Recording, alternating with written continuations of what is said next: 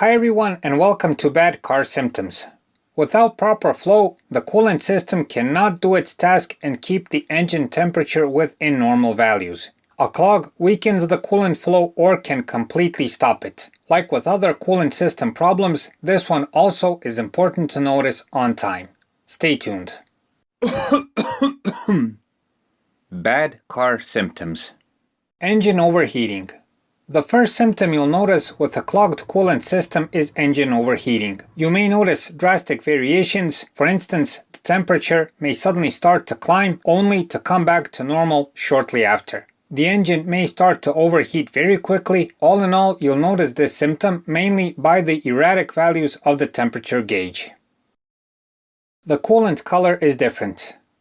If you suspect a clog, open the coolant bottle when the engine is cold and take a look. Clogs usually cause debris within the system and this changes the coolant color. Pay attention to different, darker colors of the coolant and traces of debris that look like dirt or like small rusty pieces. Excess pressure within the coolant system. Clogs produce excess pressure within the system. The easiest way to spot this is by checking the coolant hoses when the engine is turned off. In most cases, they will still be under pressure and if you try to press them, they will still be hard. Also, if you try to open the coolant bottle, sometimes after the engine has been turned off, the coolant bottle will be pressurized and you'll hear a strong hissing sound. Weak cabin heating. Poor coolant flow will affect the cabin heating also.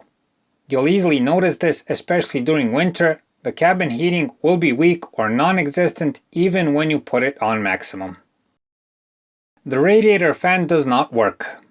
The whole system for engaging the coolant fan, the coolant switch and other elements depend on proper coolant flow. If there is a problem with the coolant flow, you'll notice that the fan does not turn on even when the temperature gauge shows higher values. The cause of clogs are usually material fatigue, physical damage, or even various substances added to the coolant. Whatever the case may be, react the moment you notice engine overheating so it doesn't get critical and the engine doesn't suffer major damage. Usually flushing the coolant system and replacing the coolant helps, unless there is some kind of physical damage like a bad radiator for instance. So that's it for this time.